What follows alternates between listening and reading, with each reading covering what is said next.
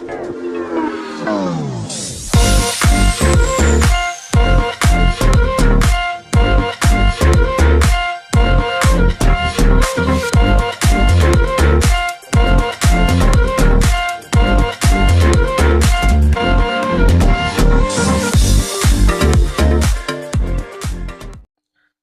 sejahtera Malaysia. Terdapat banyak persoalan, terdapat banyak ulasan yang berlaku kebelakangan ini setelah Muhyiddin Yassin yang dipanggil oleh SPRM di Ibu Pejabat SPRM di Putrajaya. Persoalan ataupun satu pertanyaan kabar angin yang sangat banyak dipersoalkan, di komen di dalam Facebook, YouTube, dan di media sosial. Ada yang tanya, bila Muhyiddin Yassin nak letak jawatan? Sebabkan beliau telah kantoi. Jadi banyak komen yang saya dapat lihat di media sosial, di dalam Facebook, di dalam YouTube, yang berkata, adakah Muhyiddin Yassin akan meletakkan jawatan? Dan relevankah Muhyiddin Yassin untuk meletakkan jawatan?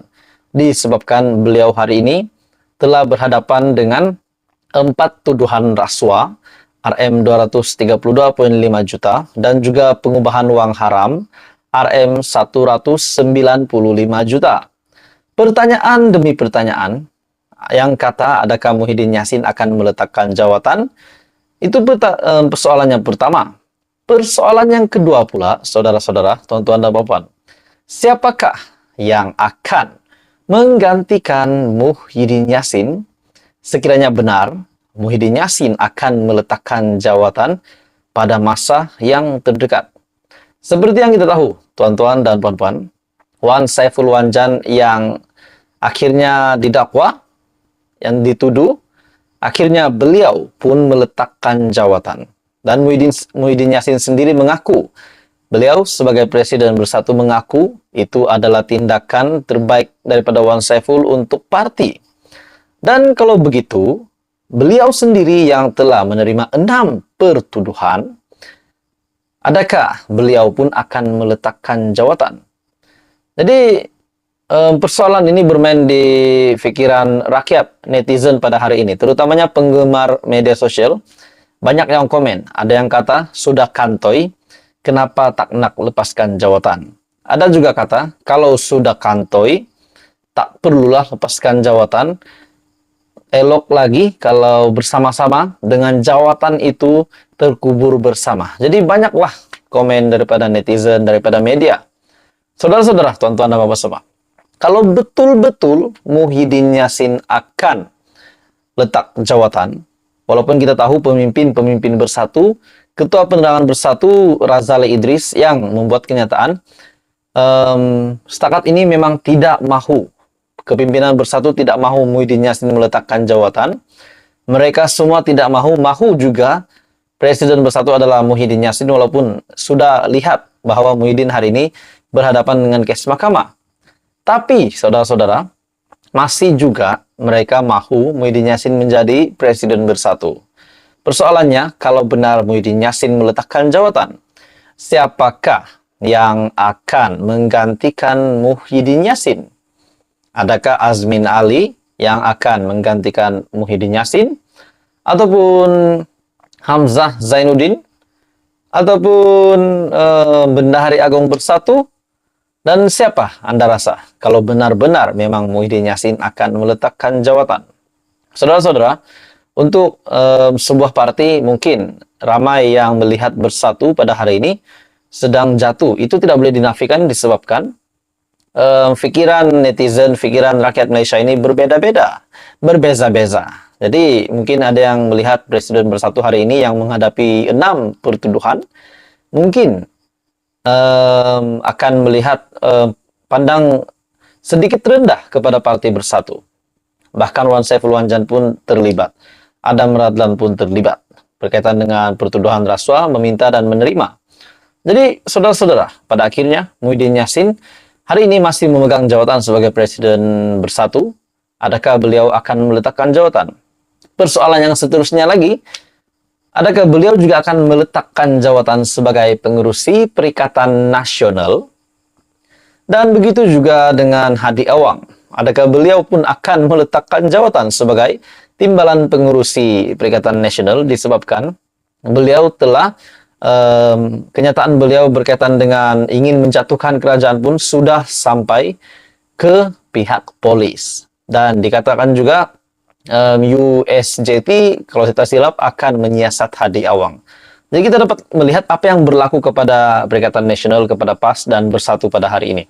Bahkan Hadi Awang sendiri pun yang tidak akur dengan titah Sultan Trengganu dan juga Maidam yang tidak mahu ada mana-mana ahli politik untuk berceramah di mana-mana masjid, surau di Trengganu, tetapi Hadi Awang tetap melakukannya. Sudah pun dibuktikan dan beliau benar-benar melakukannya.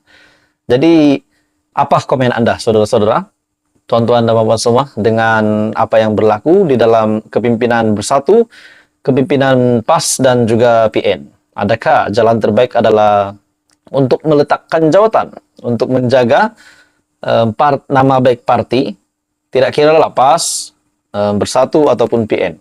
Dan siapa yang boleh menggantikan mereka itu adalah persoalannya. Jadi saudara-saudara, apa komen Anda? Teruskan bersama di dalam channel ini. Jangan lupa tekan butang like, share, dan subscribe.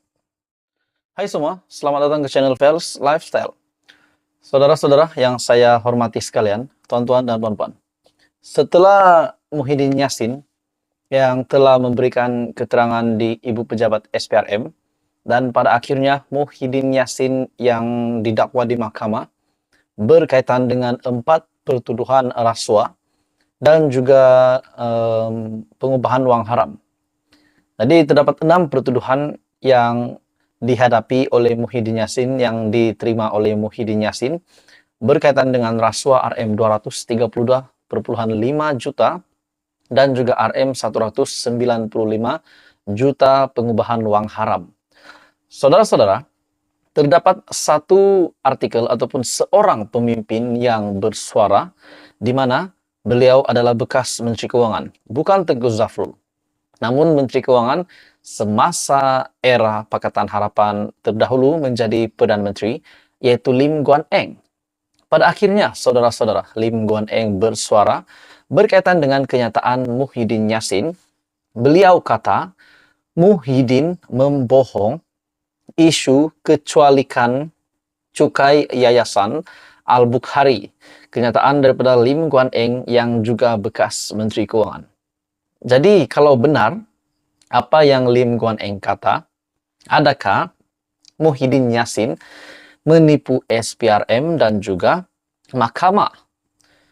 Setelah Lim Guan Eng yang mengeluarkan kenyataan bahwa Muhyiddin membohong, Lim Guan Eng mendakwa pengurusi Perikatan Nasional PN, Tan Sri Muhyiddin Yassin berbohong apabila mengaitkannya dengan keputusan semasa beliau menjadi Menteri Keuangan. Adakah dengan ini Lim Guan Eng yang menyatakan bahwa Muhyiddin Yassin membohong, adakah Lim Guan Eng tiba-tiba pula akan mengenakan tindakan undang-undang terhadap bekas Perdana Menteri itu yang sedang berhadapan dengan kes mahkamah? Pengurusi DAP itu dalam reaksinya menafikan keluar sebarang arahan spesifik untuk membatalkan pengecualian cukai yang diberikan oleh Kerajaan Barisan Nasional kepada Yayasan Al-Bukhari yang dinaungi Tan Sri Syed Mokhtar Al-Bukhari. Ini tidak benar dan tidak tepat. Bolehkah Muhyiddin tunjuk surat di mana saya keluarkan arahan sebagai Menteri Keuangan untuk membatalkan pengecualian cukai kepada Yayasan Al-Bukhari? Itu adalah soalan Lim kepada Muhyiddin Yassin. Oke, saudara-saudara, tuan-tuan dan puan-puan. Sebelum saya meneruskan isu hangat ini dan banyak lagi isu hangat selepas ini, saya meminta jasa baik Anda untuk bantu sebentar channel ini dengan menekan butang subscribe. Anda dipersilakan untuk like dan share video ini.